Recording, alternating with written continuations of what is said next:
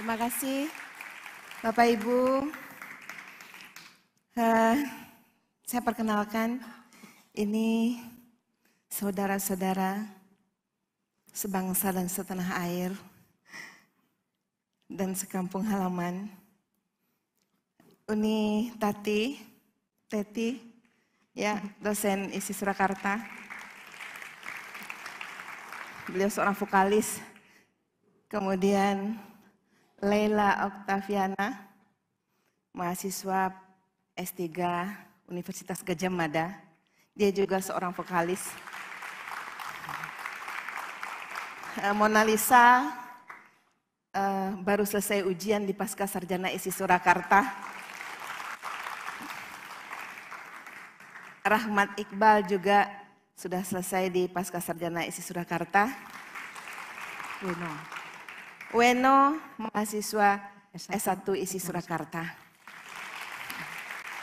Alhamdulillah, terima kasih banyak Ibu Direktur, Bapak Kurator, Bapak Ibu Kurator, Bapak Ibu Panitia telah memberikan kesempatan kepada saya untuk kembali ke alumni kampus yang sangat saya cintai. Dan atas undangan itu saya berpikir, ya di mana bumi dipijak, di situ langit dijunjung. Begitu filosofi orang Minangkabau. Ketika saya menginjak Solo, berarti saya harus menggunakan langit Solo untuk berdiri. Alhamdulillah, inilah yang bisa kami berikan untuk Bapak Ibu. Terima kasih Uni Teti, terima kasih. Terima kasih.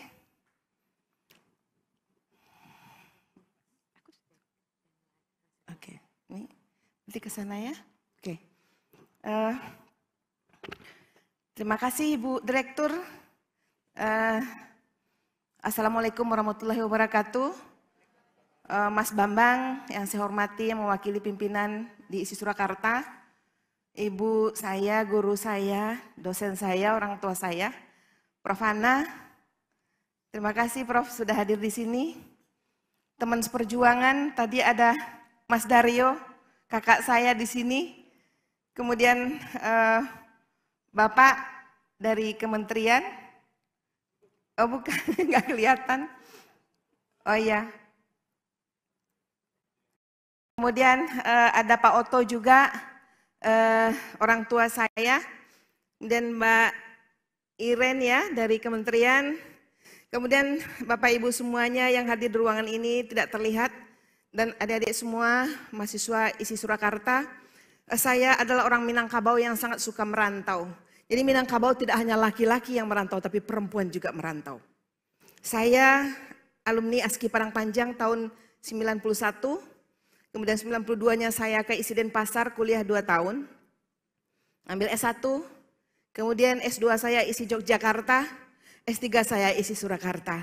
Jadi saya kuliah Sabang sampai Merauke. Alhamdulillah, hari ini saya pendidikan terakhir saya di ISI Surakarta. Tentu apa yang saya dapat sebelumnya adalah hasil dari finishingnya di ISI Surakarta. Terima kasih Prof. Hana sebagai guru saya. Dan juga Prof. Sardono sebagai kopromotor saya, Prof. Ana sebagai kopromotor saya. Dan Bapak Ibu semuanya yang juga ada di sini, almarhum Prof. Hastanto, doa untuk beliau.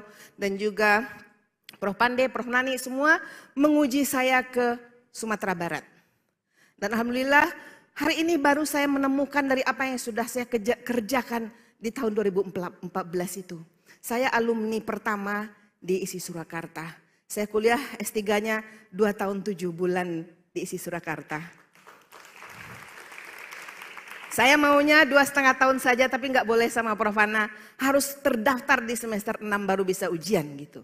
Jadi saya harus kembali lagi bolak-balik untuk saya bisa menyelesaikan. Dan hari ini setelah saya menemukan proses kreatif saya itu melalui tugas akhir saya beri sekarang koreografi saya itu namanya koreografi vernakular. Kenapa saya memberikan itu? Saya ada sedikit bercerita, mungkin tidak perlu lama-lama Bapak Ibu. Ini menurut saya sebuah praktik mencipta yang saya ambil dari koreografi vernakular ini. Dan saya hubungkan dengan filosofi Minangkabau itu alam takambang jadi guru. Oke. Ini mungkin tubuh adalah pusat penciptaan yang sudah kita ketahui apa yang dikatakan oleh Pinapos, Engenio Barba, dan juga dosen saya Sardono Wekusumo. Saya mengambil yang terakhir bahwa tubuh adalah gudang pengetahuan. Ya, bahwa di dalam tubuh tersimpan cara masyarakat mengatur dirinya. Kemudian berinteraksi dengan alam dan mengekspresikan kebudayaan. Jadi bukan berarti saya mengekspresikan kebudayaan Minangkabau saja, tidak. Tapi hari ini saya sudah masuk ke wilayah suku pedalaman Mentawai. Ya, tapi mungkin metode yang saya pergunakan, teman-teman di luar Minang mungkin bisa juga mempraktikkan apa yang saya lakukan.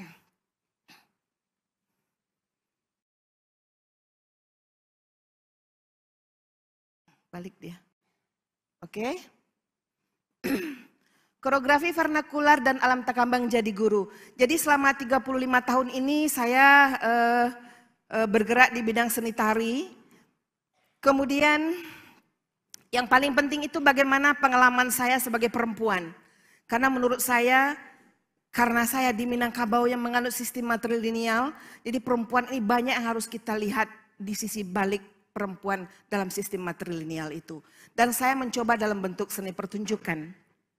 Kemudian tentu saja banyak sentuhan pengalaman praktik, bukan teoritik yang didapatkan, kebiasaan mengamati aktivitas masyarakat Minangkabau sehari-hari, sehingga juga tercermin dalam kebudayaan yang membentuknya. Semisal kesenian yang kaya atas potensi, silat, tari, dendang, dan bahkan petatah petitih, sehingga ini membentuk gaya penciptaan tari yang saya buat.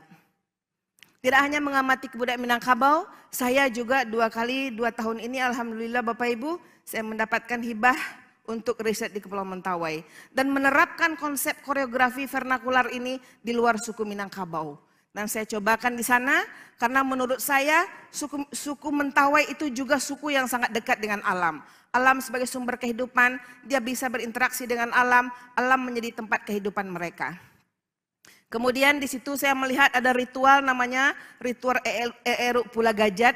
Di situ kita bisa melihat bagaimana interaksi antara si kere masyarakat Mentawai itu dengan alam. Karena semuanya mereka ambil dari alam. Karena mereka percaya semua yang ada di alam itu adalah makhluk hidup yang layak untuk dilestarikan dan dipertahankan kehidupannya. Kemudian, oke, kita lanjut saja. Waktunya tidak lama ini. Sana. Nah, ini alam takambang jadi guru. Falsafah Minangkabau tentang alam takambang jadi guru merupakan ajaran yang memiliki makna tentang alam semesta. Adalah sumber pengetahuan dan inspirasi.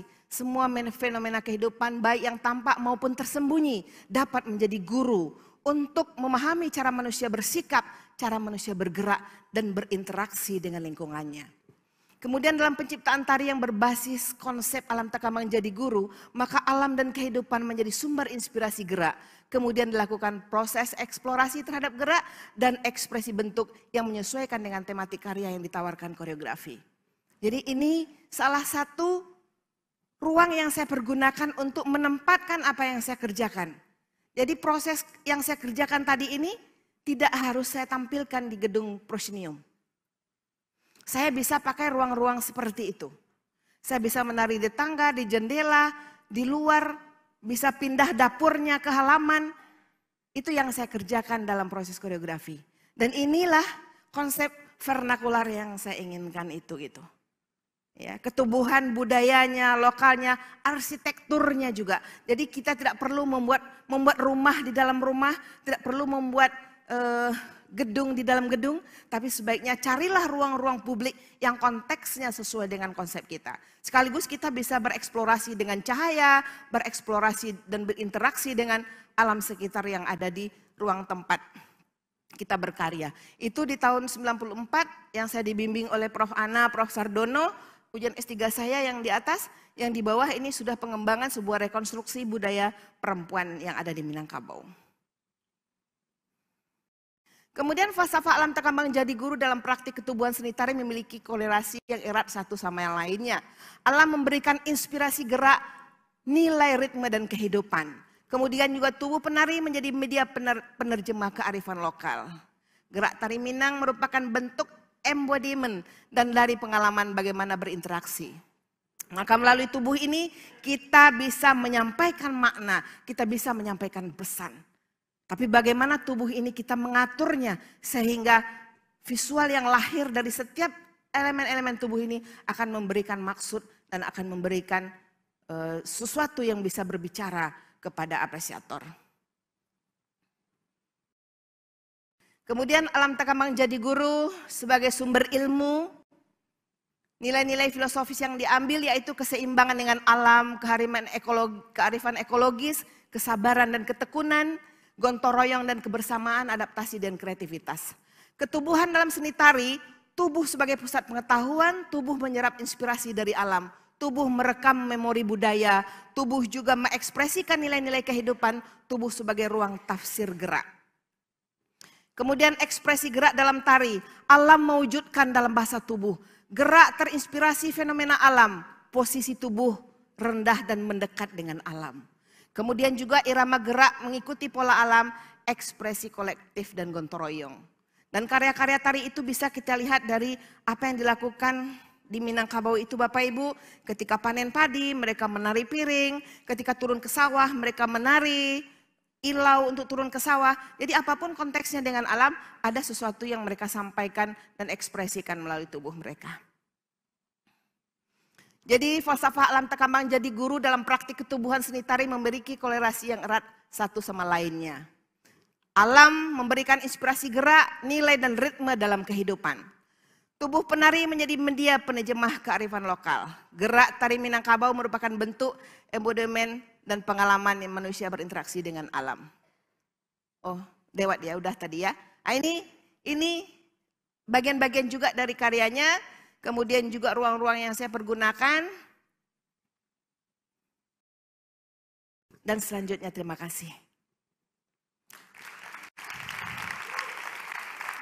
Jadi saya harus membaca itu, takut nanti kalau saya cerita kepanjangan ke sana ke sini, tapi mudah-mudahan adik-adik semua, teman-teman semua bisa paham apa yang saya ingin sampaikan, dan inilah yang bisa saya kerjakan, inilah pikiran-pikiran yang menurut saya ini adalah sesuatu yang mungkin bisa kita lakukan bersama-sama dimanapun potensi budaya itu bisa diambil, di kampung halaman sendiri. Jadilah kita orang yang mencintai kebudayaan kita, jadilah kita orang yang memajukan kebudayaan kita. Tidak akan pernah orang lain datang ke tempat kita kalau tidak kita sendiri untuk memajukan kebudayaan kita. Saya pikir seperti itu. Terima kasih Bapak Ibu semuanya, mungkin waktunya sudah terlalu panjang. Saya persilahkan kalau ada sesuatu yang ingin ditanyakan. Terima kasih. Assalamualaikum warahmatullahi wabarakatuh.